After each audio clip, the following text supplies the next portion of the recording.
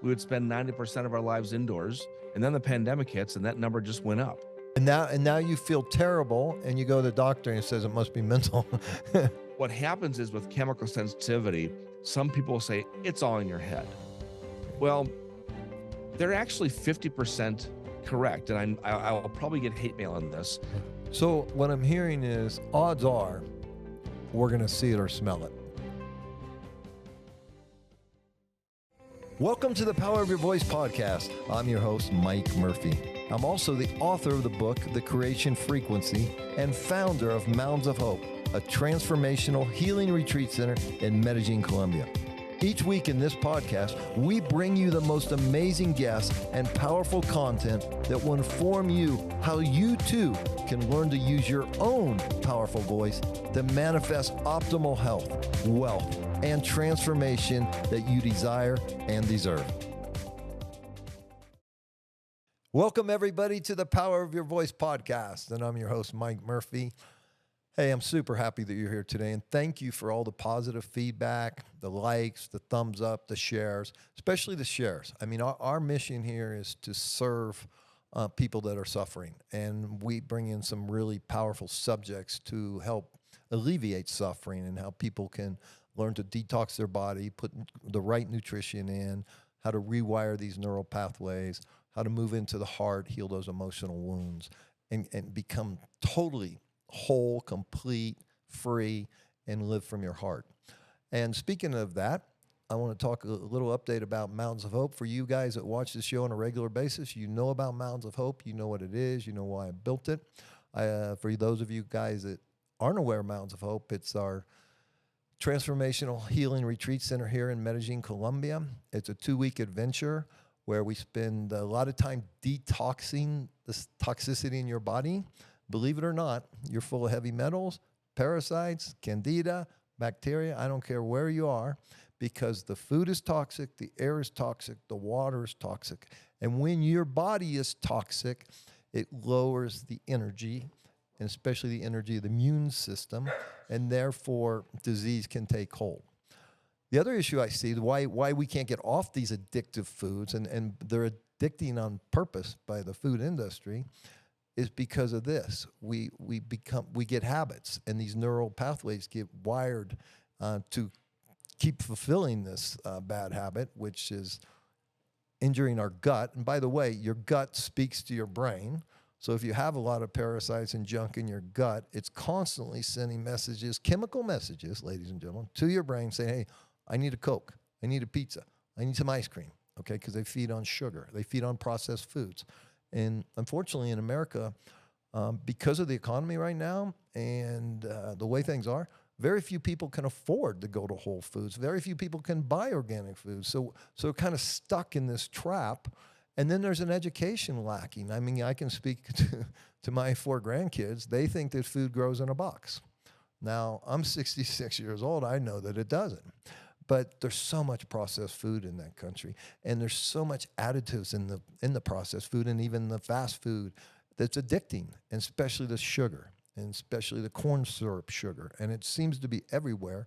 And sugar is the #1 ingredient that cancer feeds on. So Mounds of Hope is all about this. We will help you. We will start the process of the detox. We give IVs, ozone therapy, good nutrition into your body. And then we spend a lot of time on getting in here, understanding how this works, getting rid of these limiting beliefs. So many people I talk to today are full of anxiety or depression. And so we're going to work on that. And then when we're done with that, we move from here to this beautiful heart of yours that most people have closed because it's been hurt so much, and fear. And this is fear. This is love. This is false. This is real. And what I mean by that is, from here, I can lie to you. I can cheat you. I can manipulate you. I can do a lot of crazy things. And living here really sucks, by the way. But when I live from here, I can't do any of those things, because this is pure. This is who I am. This is my essence. This is my soul. This is my energy. And from here, I can only love and serve you. So that's what our process is. I think it's 15 nights, 16 days. I think we cram about 4 weeks worth of stuff in there. You know, they say it takes 21 days to create a new habit. Trust me, you will have a new habit when you're done with us. You know, I love the work of Dr. Joe Dispenza, who pretty much says if you want to change your personal reality, you need to change your personality. And so that's our mission at Mountains of Hope. You show up person A on day one, and you leave 16 days later person Z with a whole new purpose, a whole new sense of self-esteem, of self-love, energy through the roof. And now you can go back to your world and you can take that ripple effect and you can start affecting your family and your community. And together we can usher in another level of consciousness into a world that seems to be gone somewhat mad. So we have an exciting topic for you today. And today's topic is homesick has a new meaning. The way our homes have been built in the last century is reinforcing lifestyles that make us sick, stressed, alienated, and unhappy. Healthy and human-friendly HVAC and water purifying systems are the bells and whistles of the modern home. Mold-resistant grout, tile and caulk in the master bath. Now we're talking. And to get into this subject, our guest today is Andrew Page, who is a Healthy Home Concierge and founder of the Green Design Center, a leading resource for homeowners and contractors looking to source products that are healthy and green and receive expert consulting advice on designing and building healthy green homes. Andrew is the host of the weekly Non-Toxic Environments podcast, and he is a worldwide expert on green and healthy building products and services customers and contractors from around the globe can trust. Andrew, welcome to the show. Thank you so much. I am very excited to be here today. And we're excited to have you. I got to ask, how'd you get into this? Well, it's an old story, but I love telling it because it's really encompasses the reason why we do this today. About 32, 33 years ago, I was working with my family's business. My family has owned a commercial construction material supply business that dates back to the 1930s. And I'm fresh out of college. Decided to start working for the family business, and within the first couple of years, I established myself in the market as an expert in paints and coatings. And I'm working with architects, engineers all across the country to make sure they specify the right products for specific situations. I'm on a job in Milwaukee, Wisconsin. We are supplying a very high end, um, incredibly durable water-based epoxy for a below-grade parking structure. It needs to be able to withstand gasoline and oil and grease and so forth. After the primer coat gets applied, I start getting phone calls from people living in the condos above. It was a 13-story building. People up above are complaining of the odors. And I was young in the industry, but I knew a lot about coatings. I thought, well, it's water based. It can't be that bad. People are probably just reacting to the sight of cans on the job site and just starting to complain. Then I get a phone call from the office of a United States senator who lived there. They're complaining. I'm taking a little more notice, like, okay, well, this is getting official. And probably the scariest thing that ever happened in my career, 3 of our workers were rushed to the hospital because of inhalation complications. Wow. They literally could not breathe in the space. And we shut down the job. We went on a search to try to find other products that would fit the bill but wouldn't be as dangerous. Found a very small company in California called AFM, American Formulated and Manufacturing. They made paints and coatings for people with what was called environmental illness or multiple chemical sensitivity. But they told me these are very, very safe. This will get the job done and nobody will complain. And they were right. We finished the project. And after that job, I talked to my family and said, we've got to do something different because we've been in this business for a very long time. We're a very well-respected family in the commercial construction industry, but I didn't want to jeopardize that by selling products that were poisoning people. And we decided to reach an agreement with AFM to become their national distributor, and it just took off from there. We realized that our buildings, our homes are making us sick, and we are not being told why or how from the manufacturers, from the contractors. The industry is set up to make a profit margin for everybody involved. When it comes to a healing environment for the occupants, that just didn't exist.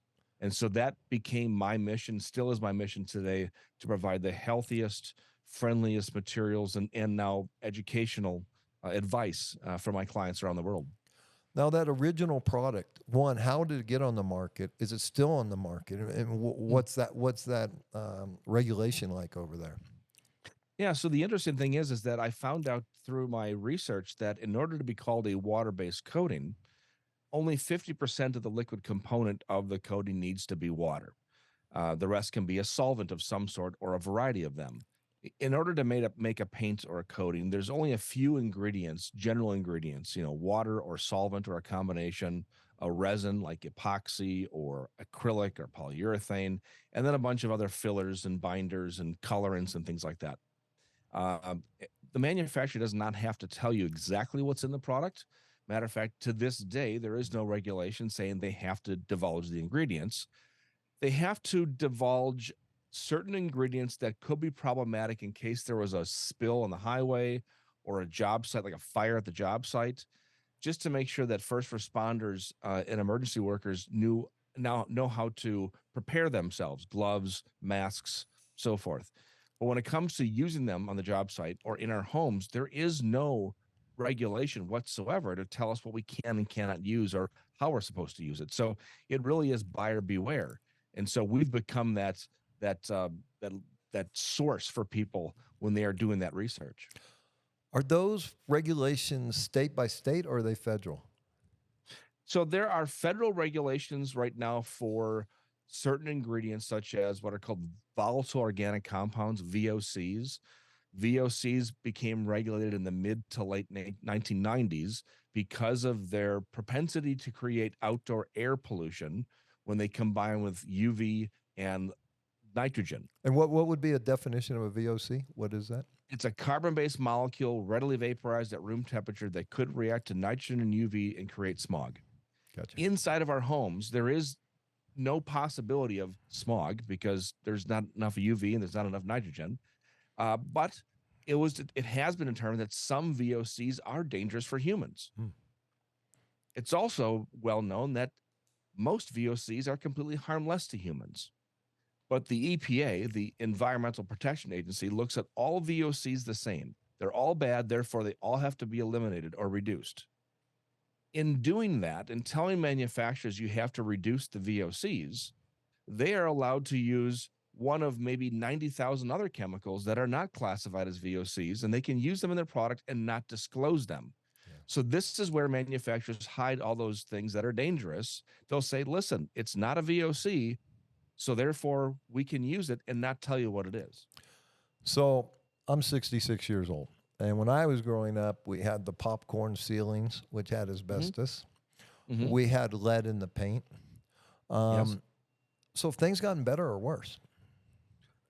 Both, honestly. So technology has made materials to be easier to apply, therefore less expensive to apply, longer lasting, therefore you're not replacing them as often. It's, again, making things more affordable. In that process of trying to do the right thing is that unintended consequence. And that unintended consequence is in trying to make things more affordable, easier to use, longer lasting, they've also made some of these products a bit more problematic to deal with, whether it's living with them or how do you get rid of them? How do you dispose of them after their useful life? So the green building movement throughout the mid 90s and the 2000s was all about energy efficiency and global environmental concerns, which are fantastic topics. I'm a big believer of making sure we do the absolute best we can for the earth and for energy efficiency and our bottom line. But those issues don't really discuss human health, direct human health contact. And this is where we step in and say that just because a product is eco-friendly or green or energy efficient does not necessarily mean it's safe to use in our environments. Yeah. Lead, asbestos, those are natural materials. Arsenic is a natural material, but I want none of those in my house. Or your body. Or my body, of course. So Yep. that's where it gets a bit confusing. I've done a lot of work with cancer patients. And last time I looked, maybe half a dozen years ago, there were 151 known chemicals in our world, in our everyday world, that cause breast cancer. Mhm. And is there a way around creating like a paint without a bunch of chemicals? Yes, there certainly is, but in North America, it's not as profitable, Mm, right? So um, we like readily available, lots of choices, easy to apply, and inexpensive. Those are the things that um, the U.S. wants, mainly the U.S. Around the world, in Europe, in South America, and Australia, people use more things like what are called mineral paints. Mineral paints are made of ground found minerals and water for the most part, no synthetics whatsoever, no latex, which is acrylic, water based acrylic, so no plastics, completely free of health hazards that are found in traditional low VOC water based paints. Now, there are some companies making traditional latex paints without all those toxins, but 98% the manufacturers and the materials available here in the US are going to be made specifically to a certain price point. And if they have to use some ingredients that are kind of suspect, as long as they don't fall on what's called the red list of chemicals, they don't really care. yeah. Sounds to me like a lot of things in America, food, medicine, corporate greed trumps the consumer's health. Without a doubt. Yeah. Without a doubt. And in your world, so let's talk about me for a second. So I have this 20-acre, 12-bedroom retreat center here.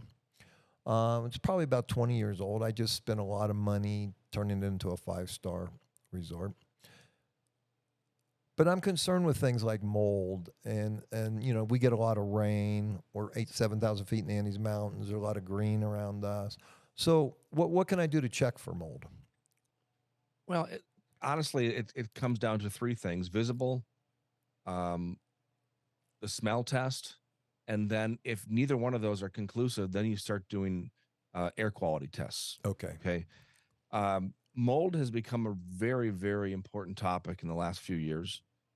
It's always been problematic. It's always been an issue, but in the last few years, honestly, since the pandemic, people have become much more aware of their surroundings. Yes.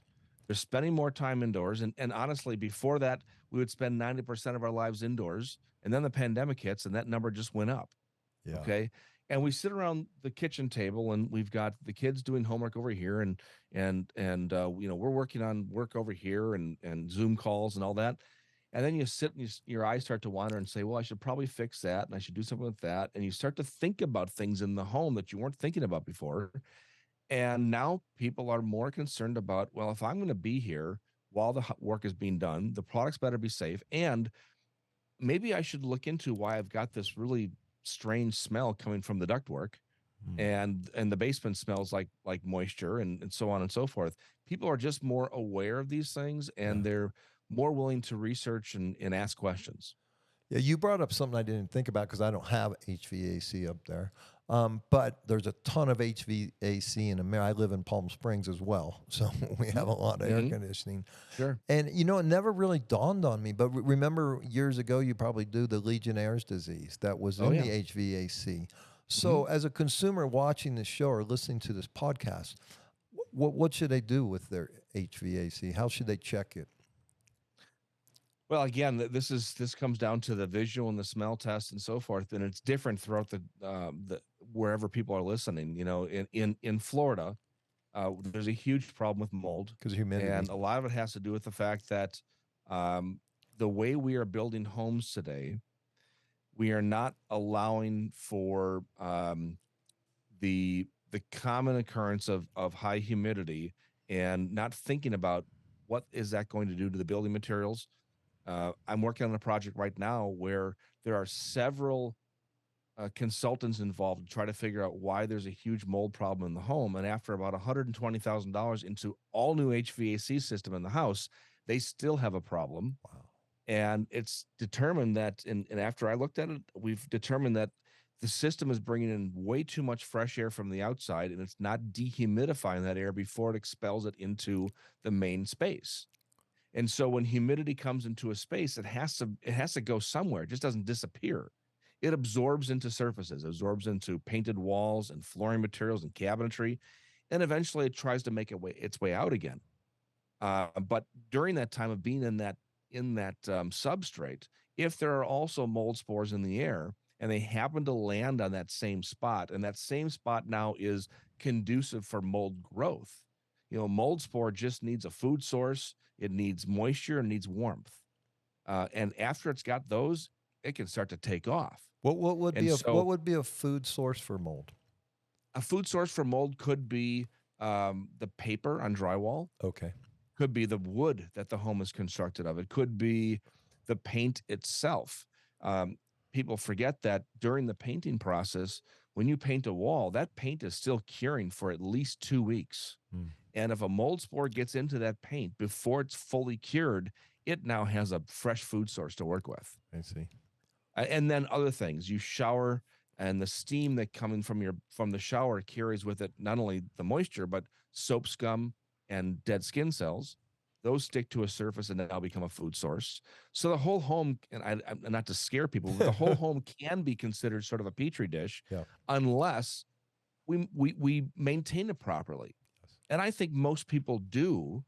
I think there's a lot of situations where people, they don't know what they're looking at. They don't recognize maybe that aroma or the warning signs. Keep in mind that once humidity is above about 50 to 55% constantly inside of a home, if the home is not breathable throughout the walls, and there's vapor barriers from paints and from flooring materials and so forth, and the moisture gets locked, then it can start to proliferate mold. If the home is breathable and that moisture can go in and out without a problem, there's much less of a concern. So what I'm hearing is odds are we're going to see it or smell it. You, Odds are you're going to see it or smell it. And then in the rare cases where you don't see it or you don't smell it, but you have an actual physical reaction, which a lot of people do. It's been determined that about 25% of the world population has the genetic predisposition to have mold sensitivity. mm, And if you're one of those unlucky 25%, you're going to sense it before anybody else does. And you may drive your family or your spouse or your friends crazy because you'll swear, I can sense mold in here, but nobody else does. Uh, Use those senses, and pay attention to that, because chances are, if you do smell it or sense it and nobody else does, eventually everybody else will, because you didn't take care of it. and then what are the effects of mold poisoning to the consumer? So effects can be very similar to anything as simple as like an allergic reaction, all the way to it becoming a a serious um, immune disorder, Autoimmune because of the chronic toxicity. a Yeah. chronic inflammatory response, mast cell activation, dysautonomia. It used to be years ago when I started this company, we thought that chemical sensitivity was a disease on its own. You mentioned Legionella, and that was from the Legionnaires conference back in the 70s or 80s or late 70s, I believe, when people were getting sick because of what was the bacteria growing in the ductwork.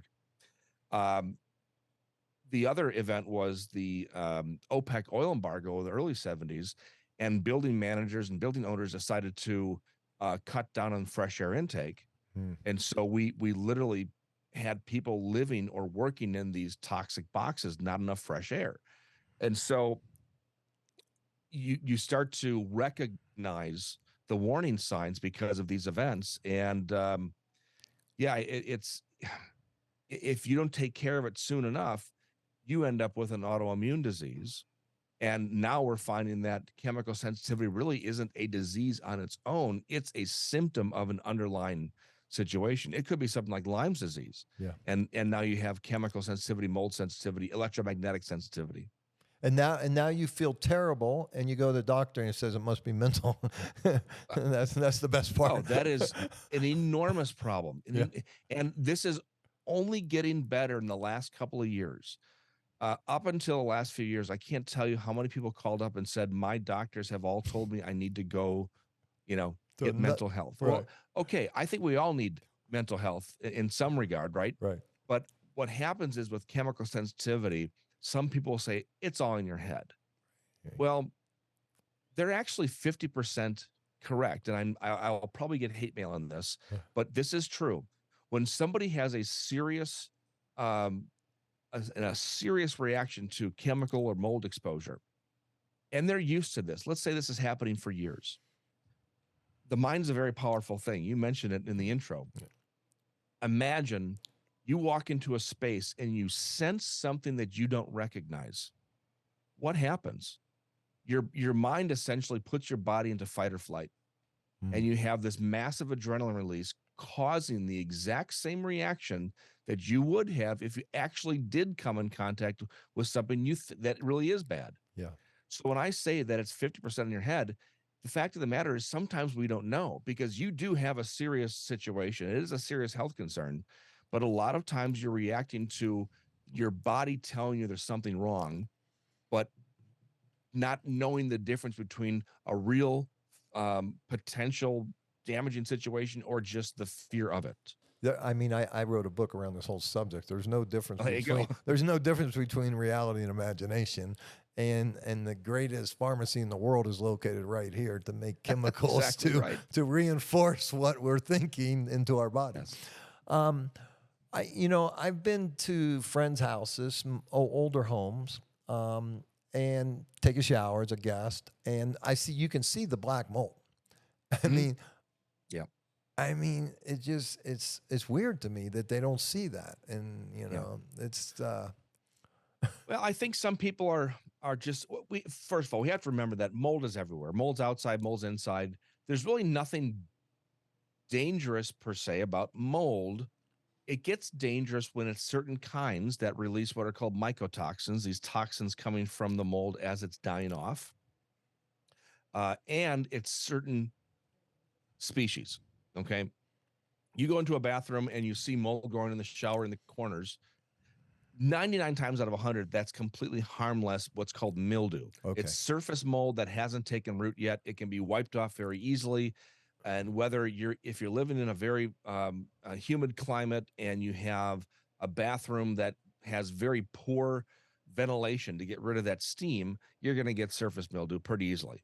Gotcha. And so you have to clean it all the time. Yeah. Let's say you don't clean it for months on end. And then it gets into the wood. There you go. It starts to take root. It'll grow through the paint. It'll grow into the drywall. It'll grow into the wood. Or worse, it's moisture getting through the shower and the cracks of the grout. And that becomes basically a wick. All that moisture gets to the wood behind the shower.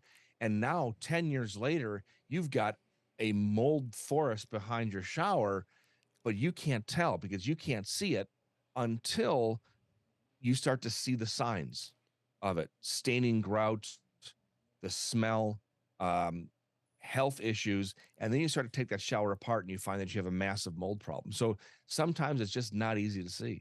And you have a mold resistant grout? So we would recommend doing there's two things. First of all, you have to determine whether or not you're more sensitive to mold or to chemical exposure. Once we determine that, we can say, let's say you're more sensitive to mold. I would say get what's called a pre-mixed grout that has a mildewcide in it. It's going to release some chemical. It's going to release a little bit of formaldehyde over the years. However, if mold is more your trigger, I would rather have you have a mold-free surface. If chemical is more your trigger and you're willing to scrub the walls once a week, then I would say use what's called a dry bag mix of grout just mixed with pure water. It's going to grow mold on it faster, especially in more humid environments. And you have to do more maintenance on it, but it won't release any formaldehyde. So it's just a problem that's somewhat persistent, but we got to stay on top of it. That's it. I think that in this day and age, people again want things that are just kind of, Easy. set it and forget it, Right, right? We right, want very little maintenance. And right, there's a time and a place for that. right. Inside of our home, it's always maintenance. Whether you think it needs it or not, you probably have to at least give it a once over, once a week, just to make sure there's nothing that you need to take care of. Yeah. If it's in an area with constant moisture, with constant, soap and so forth, yes, clean those areas whether you think it needs to be cleaned or not. Okay, when it comes to a green, clean house, Yes. I don't know where mold ranks, but what other problems are there, and where would they rank? Where would mold rank, and what's the number one if it's Hmm. not mold? Well, I would say mold is basically a topic of its own, Okay. because you can have a completely healthy, eco-friendly home and still have mold. So we talked about mold quite a bit from a chemical standpoint. 90% of the potential dangerous off gassing from the building materials will come from the things you see and touch on a daily basis. Those things would be your flooring options, your painted walls and ceilings, your cabinetry and woodwork, and then your own personal furnishings, your area rugs, window treatments, furniture. Yeah. 90% of the toxicity would come from one of those four things. Beyond that, that last 10% comes from the things you never see and touch: your insulation, caulking behind the walls, air barriers, subflooring, anything in the attic. So we spend a little less time during the design phase on that stuff, but we do have to be mindful of it, because with that last 10%, you really only get one shot at it while you're building a home. But if somebody came to me and said, we bought this home, we really can't do anything with opening up the walls, how do we make the home healthier today? I'm going to say concentrate on those four things: flooring, wall paints, cabinetry, and your own personal furnishings. And most often, I would say flooring. Yeah, that's In what the United States, so much carpet is used, and I wish people would never use carpet. I was going to ask you about carpet, because I would think a lower quality carpet is just full of chemicals and stuff that doesn't serve you. Yeah, so the way we make carpets today is predominantly made from plastics. Now, this is where the eco-friendly industry has I think convinced people otherwise. But if you buy carpet that's made from 100% recycled nylon, from an environmental standpoint, that sounds fantastic. You are getting rid of materials that would end up in a landfill, using it for something else. You're taking like plastic fishing nets out of the oceans. These are all admirable things for the environment. However, inside of our home, we're still using very, very dangerous ingredients, and it has to be processed, and it has to be bound together using a bunch of styrene, butadiene, rubber, and other things. And we're turning it back into something that's very dangerous to live with. In other countries that use carpet, it's predominantly wool. It's a wool fiber, sometimes treated with pesticides or dyes. You can actually get carpet that's completely untreated now.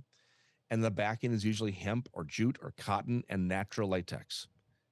So again, here in the U.S., it's all about cheaper, faster, more of it. In other parts of the world, they realize that it's an investment that they're going to have for a very, very long time. The average lifespan of carpet here in the U.S. is about 15 years, because we either get sick of it, we sell the home, we just don't want it anymore, or it just stops working because they're making it cheaper because they realize the lifespan is only 15 years. In other parts of the world, where wool carpet is installed, it's designed to last 70 to 80 years without a problem. Yeah. So it's a mindset of how we use things. So it sounds to me like in my home, I have a lot of Persian rugs. At the retreat center, Mhm. we have a lot of Persian rugs. So that seems like Yes, a healthy way to go. much healthier, because these are braided rugs that don't have a rubber backing to them. Yeah. Most often, people with extreme sensitivities can tolerate these without problems. What about other floors, like wood floors or tile or stuff like that? So there are pros and cons to all of these, of course. And so when I'm dealing with a client, one of the first things I'll talk to them about is what are their specific sensitivities? What are we protecting against? What's the budget? What's the aesthetic? So forth. Wood flooring can be fantastic, provided that it's not glued together using any urea formaldehyde based adhesives, and it's not finished with polyurethanes or acrylics that will off gas for a long period of time. There are healthy options out there, of course. Tile. Same thing. I think that natural tile, porcelain tile, which is essentially man-made, can be completely or is completely inert by itself. All right. It's how you install it. It's how you maintain it. I'm a big fan of using uh, porcelain tile specifically in like bathrooms and showers because it never needs to be sealed. In order to keep it from staining, natural stone, even like natural stone countertops, like granite or quartzite or marble, you would have to seal it on a fairly regular basis to keep it from staining. And there's no such thing as a non-toxic sealer for those applications. So let's say I'm in my house. I can't afford to get out of it. I have these toxic material. Mm-hmm. How helpful it would be to keep the windows open as much as possible? Depends on the location and depends on the time of year and so forth. I was just having a conversation with the client about this today. I'm all in favor of opening up the windows, provided that the air outside isn't worse than it is inside. Right. And so, We where do you live? I live in Colombia where the air is good, but I know in America there's also a lot of stuff seems to be falling out of the sky that's not very good for us. So if you're living in downtown Manhattan, I would say keep your windows closed. yeah. So you're You're really living screwed. in the middle of you're living where you are in Utah or something like that, where there's Open 'em nobody up. around you. I'm fine with opening up the windows, provided that the humidity outside isn't higher than what's inside. Because when you have humidity in a space, not only do you have a higher propensity for mold growth, but almost just important is when moisture absorbs into a surface and it eventually comes back out, as it evaporates back out, it'll carry with it the chemical footprint of where it was. So you'll actually increase chemical off-gassing if you increase humidity. All right. So we've got to be concerned. It's not just a one-size-fits-all deal. You know, you're really inspiring me to go up to my retreat center where I have 20 acres, put up a teepee, and sleep on the ground because the world has gotten so toxic, and that's why everybody's so sick. You know, but especially in America, we close a blind eye to it because the corporations run the world and they run the country, and for them it's all, they have no heart and soul. It's all about shareholder value, so they don't care the end result to us as long as they get their money. Okay, 100%. So walls, paint. Is there a safe paint? Sure. There's a couple of different safe paints that I recommend all the time. AFM Safe Coat, the brand that I first found 30 years ago, they still make a whole line of either non-toxic or low toxin paints and coatings and sealers. All their products have been developed specifically for people with chemical sensitivity in mind. So they don't have the traditional health hazards and toxins in them. Whether they're VOCs or not is irrelevant. We look at toxicity of the actual ingredients, and Safe Coat has been the number one choice for the chemically sensitive for decades now. There's another school of thought, which I agree with. We work with a brand out of Germany called Keim, Keim. Keim is a 100% natural mineral paint. The difference between Keim and AFM is not only the chemical consistency of it, natural minerals in water versus toxin-free synthetics in water, but Keim is fully breathable. So if you are living in a high humidity environment like Florida, for instance, utilizing mineral paints means that any moisture that gets into the wall that tries to come inside is not blocked. It'll just come right in. And that means that you won't get mold growth behind the paint. So this is very, very important, very useful. So I do see a place for either one of these. It just depends on where you're living. So just out of curiosity, I'm going to paint my house, and I'm going to buy a 1 gallon bucket of Keim. Or I'm going to buy a 1 gallon of Sherwin-Williams. What's the cost? What's the cost difference to go? So cost difference is, I would say, if you're buying the another brand's mid to top line product, that would be comparable to Keim or AFM Safe Coat price wise, definitely. Okay. But does Sherwin-Williams have a product like Keim, a cleaner? No, not at all. So so I'm better off to buy Keim. Well, you are, but see, again, it's a lot of times about convenience, and you Yeah. can buy Sherwin-Williams at 16 Anywhere. stores in a Anywhere. 10-mile radius. Yeah. In Kime, I got Where to go who knows where. yeah, our product, we sell it off our website and it ships anywhere in the world. But you have to spend a little more time planning for the project and waiting for the product. Might be a few days, Yeah. but then once you have it, you're good to go. So it's just a matter of understanding that good things come to those who wait sometimes. This seems like a really good opportunity to give us your website so people Oh, can go sure. buy good products. What's your website? So my website is thegreendesignCenter.com, thegreendesignCenter.com. From there, you'll see we have thousands of products that I've curated over the last 30 years to be the safest of the safe that are out there. This is not the end all be all list, folks. This is what I have found. I've worked with over 30,000 chemically sensitive clients in my career, and this is what they have told me works the best for them, and what I have seen in my own research and my own chemical testing to be the safest out there. You can also find links to my website or to my podcast. We have a private what's called a circle community for customers all around the world. It's free to join. It's just a place where you can learn and maybe share your story, help out others around the world who are going through these health issues, through these building issues, without being spammed. It's not social media. This is an old fashioned like news group, forum group for people who get it. I guess that's the best way to say it. Yeah. I invite all of your listeners to please join. It's free. Do you have a retail location? Yes, we have a couple of stores here in Wisconsin, and then we distribute to over 150 stores throughout North America. Like a Home Depot kind of thing, or No, all Ace independent stores, okay. all like individually Ace owned stores. Hardware and privately owned. Some Ace Hardwares, but again, mainstream just doesn't want to pick up on the healthy side of buildings, and I'll tell you why. There's a lot of skepticism out there with mainstream and health because what they're concerned about is humans consume, the environment cannot. When manufacturers come up with a product that's eco-friendly and in green, well, what if it's not? Who's going to sue them? Yeah.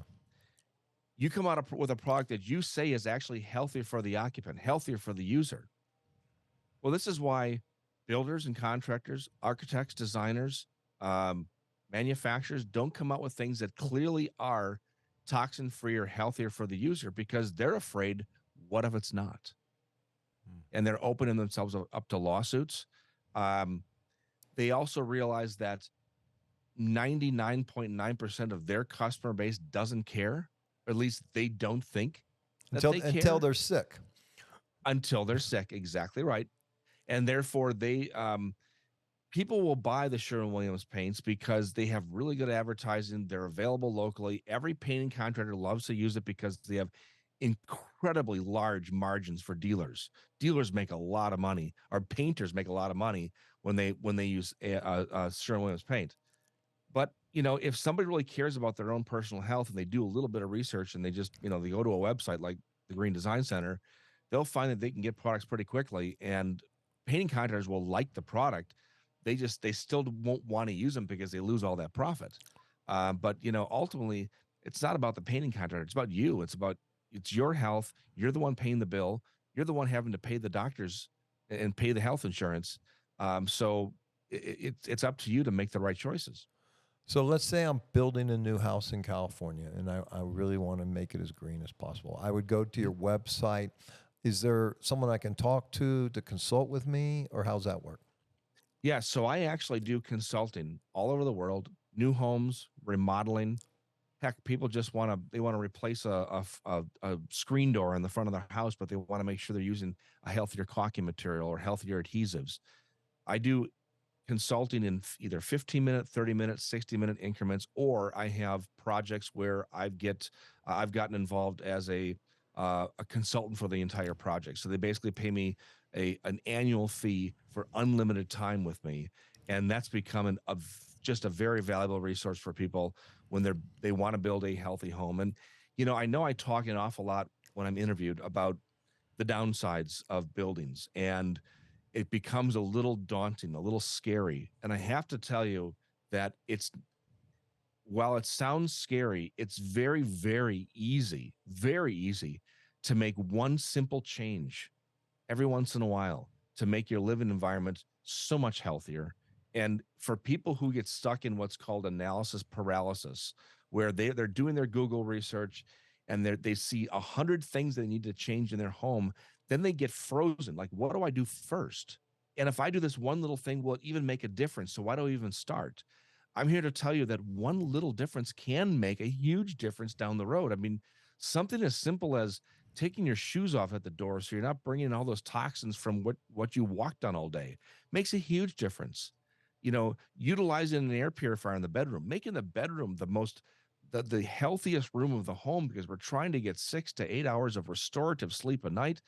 Make that the healthiest room. If you can only afford making one room healthy and then you get to the rest of it when you can, make the bedroom that first choice. Do you sell air purifiers for the bedroom? We do. Yeah. Yeah. We sell, whether it's individual room air purifiers or whole house purifiers to hook up to the HVAC system.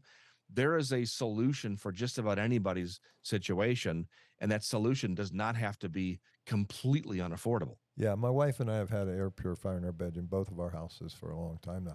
But you said something that we don't do, and that is remove our shoes. Yeah. Can you elaborate a little bit on that? Yeah, definitely. It's, it used to bother me when somebody invited me over to their house and they say, "Would you mind taking your That shoes off?" pisses me off too. Yeah. I mean, here I am in Wisconsin and it's the middle of winter. It's 20 below zero outside. I'm walking around on cold hardwood floors and I didn't bring, a nice pair of slippers with me, but I get it. I realized a few years back that all the junk that we bring into our homes because we're walking through grass that's just got treated with pesticides and insecticides. We're walking through a grocery store, and who knows what's on the floor from the cleaning materials and from all the We've people gone traveling into a through there. public restroom. Oh my gosh, yes. I mean, step over somebody throws a cigarette butt on the ground, you step on that. The average cigarette has about 7,000 chemicals in it. Yeah, Now it's on your shoe. right. If you start to think about it, there's a lot of junk that we can avoid in our homes just by taking our shoes off at the door. And I'll be honest, I don't always practice what I preach. I try to, Yeah. but when it's really cold outside, I'm accustomed to just leaving them on until I walk to the bedroom, grab my slippers. Yeah. I got to do a better job of keeping those slippers at the door so my feet don't get cold. Well, and the big thing I've been doing recently, I've been doing a lot of research on earthing or grounding, right? Yes. And what I've discovered is that all of us, because of all this, iPhones and radio waves and TV waves, and we're electrical beings, and there's an electrical storm going on in our body because we don't ground to the earth. Mother Earth is negatively charged. We take off our feet, our shoes, and we stand on Mother Earth. We get all those negative electrons that calm this body down. So I'm switching all my shoes to grounding shoes, where that's what we used to wear, leather and moccasins, and all of a sudden, I think it was the 60s or 70s. Nike came out with these rubber shoes, and a lot of illnesses has gone up since then. We need that charge. Yeah. I agree. And I'm a big believer, and even here in Wisconsin, when it gets awfully cold, I'll walk outside in the grass barefoot. Yeah. And I try to do that every couple of days. Yeah. I should do it every day. Yeah. But life gets in the way. But I will say that it has made a difference in my life. Although I absolutely love what I do, I love working with people around the world.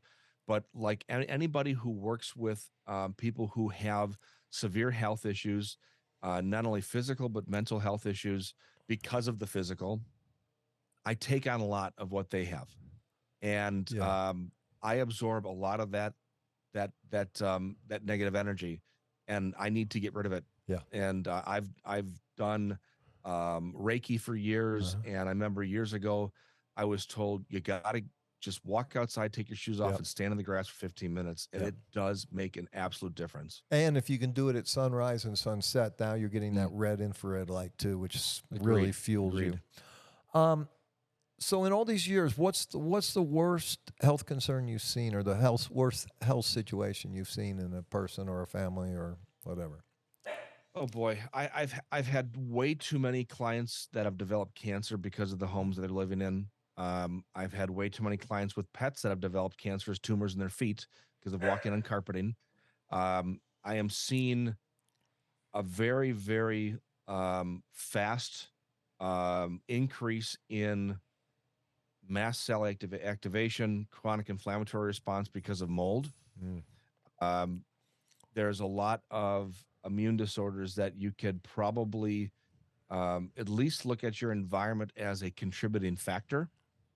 I don't think it'll be next year that we'll know, but maybe within the next 10 to 15 years, we will have a better handle on exact causes of a lot of these immune disorders. And I think so much of it can be chalked up to our diet and our environment.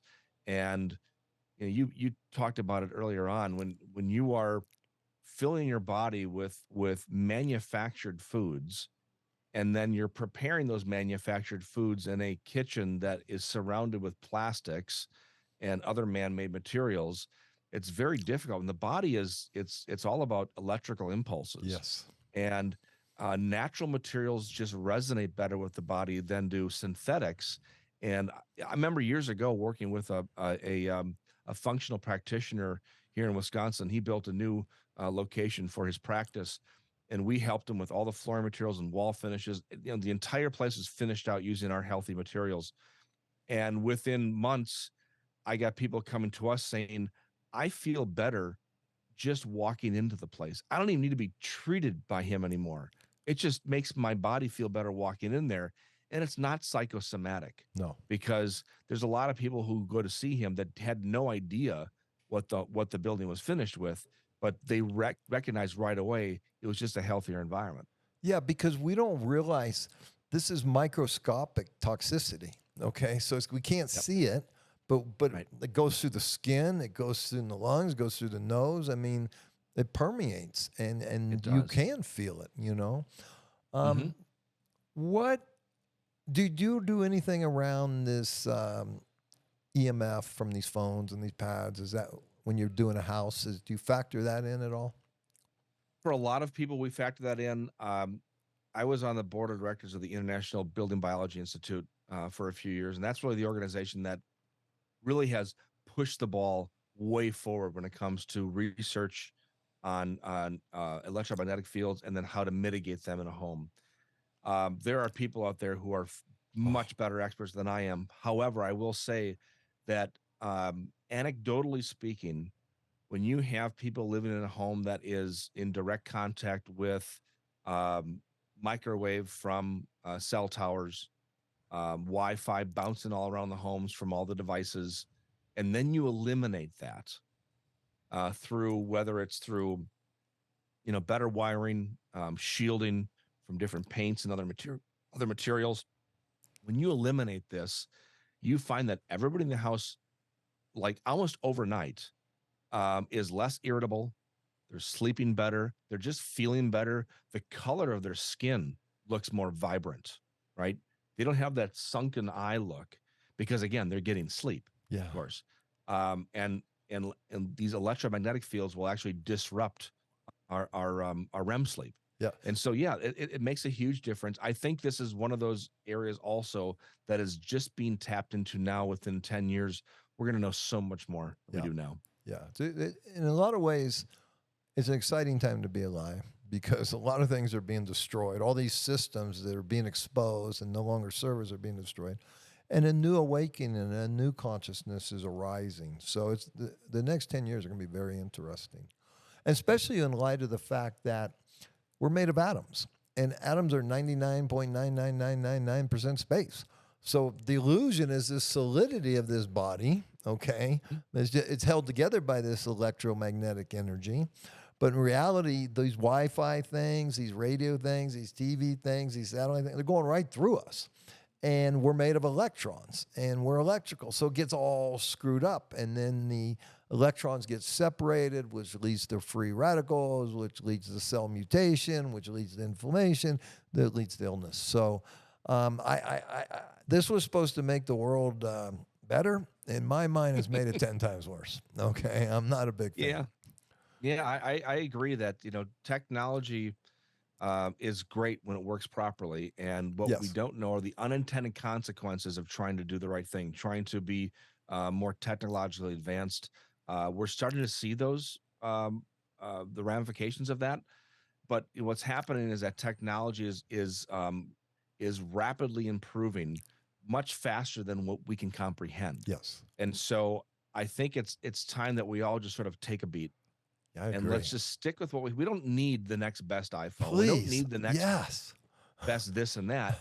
But it's you had mentioned it before that the food that we eat is essentially a drug within Yeah. our body, telling our brain what to do. Yeah. So is marketing. Marketing is a drug. And when you go online or open up a magazine, you see an ad for the latest and greatest television or automobile or whatever it is, we all think we got to have it because, it's this this drug. I believe it's an endorphin rush Well, when you buy something new. and they know how to do it. Okay. Oh yeah. First of all, they give us 12 minutes of pure fear. Yep. Okay, watch the Yep. news and tell me you're not. Yeah. And then they sell you a Big Mac or a new Buick. Okay, so they put you in this state of fear, which you'll do anything to get out of. Oh, there's a Big Mac. Oh, I feel better. Okay, so Yep. these people are brilliant. And the thing that's interesting about America, there's two countries in the world where you can advertise legally pharmaceutical medications: America and New Zealand. Only two. It's outlawed in every other country. Wow. The other interesting fact is 75% of all ad dollars spent in the United States are big pharma. And so we Oh. are so mind controlled to, if we don't feel right, run to the guy, get a prescription, run to CVS, put a pill in our mouth. And we don't listen to, out of a 30-second commercial, we don't listen to the 20 seconds of disclosure Uh-huh. of everything that's going to go wrong. So you've really opened my eyes to a lot of things. Is there any other important thing, me as a homeowner or as having this retreat, that I need to be focused or concerned about? Well, I think that the other thing is, and I kind of touched on this, is that you really just need to do something to make your home healthier. Don't feel Yeah. like it's either all or nothing. I think that's what stops a lot of people Yes. too, Yes. is they're Yeah. like, well, this isn't going to do enough. So why do I even do it? It's Yeah. because everything builds up, everything adds up together. And once you start subtracting things, you'll find that it's much easier to do the next and then the next. Yes. All right. But Yeah. don't they feel like you have to do it all at once. The second thing is, and I think it's kind of, it wraps a bow around this whole thing, is we have to understand that it's not just about our physical health, but about our mental health. Yeah. And Elaborate on that, because that's very yeah, important. I think a lot of people, um, whether you have a sensitivity or not, let's say you do have a sensitivity and you're so fearful of making a choice that is wrong that you just don't do anything then. I think it's time you give yourself a break and say, you've done your research, you've done your homework, you've talked to the right people, just do something to make the home better. Sleep on it, let it go for a few days or a few weeks or a few months and then work on the next thing. You have to allow yourself to be thankful for what you've done and be appreciative for the improvements you made, and also realize that it's impossible to have a home that is completely 100% toxin free. Yeah. You'll either drive yourself to the poorhouse or the nut house, one of the Yeah. two. Yeah. And Same with your body. understand that You're never going you to get it can't all do out it of your all. body either. Right. That's what we teach. It's an ongoing. This is a constant cleaning because there's so much toxicity. It's an ongoing thing. Right. Okay, so if someone wants to work with you as a consultant or somebody wants to buy your products, give us that website one more time. TheGreenDesignCenter.com, and you'll find the products I sell, the podcast that I do, and you can book an appointment with me. It's very inexpensive just to book a 15-minute or a 30-minute conversation with me. And then if you're doing a whole project, I can help work with your architect, with your contractor. And I used to be in the construction industry. I guess I still am from a different perspective, but I speak that language of the architecture world. And so I can work with your architect and make sure the home is designed from the start to be as safe as possible. So for you guys out there listening or watching, if you're like I was 20 years ago, you're just going to slough this off as total BS, right? Okay. And you're going to ignore the mold over here, and you're going to ignore the toxicity in your home. But me now, the guy 20 years later, who have seen so much illness and seen this play out in so many ways and seen the debilitating illnesses that come from this chemical toxicity and other things like mold and lead in paint, and have suffered from mercury poisoning myself, this is real. And you can't ignore it. It's there. You can ignore it to your own detriment, which is your health and the health of your family. So I just encourage you to take this seriously. If you know builders or you know people that, older homes or something, just share this. This is great information. Super grateful to you, Andy, for spending your time with us today, and super grateful. And for you guys out there, take it seriously, and especially the toxicity in your body. And this is just one angle. I mean, there's a lot of other ways to get toxicity in the world, but learn about it and then learn how to detox. And we hope to see you at Mountains of Hope someday. And until next week, go out there and manifest the life of your dreams. Thank you from the bottom of my heart in supporting me in bringing my message of hope, health, and abundance to as many people as possible. Will you please like, subscribe, and share this podcast episode? And I hope one day to meet you at Mountains of Hope, a place for deep healing and transformation.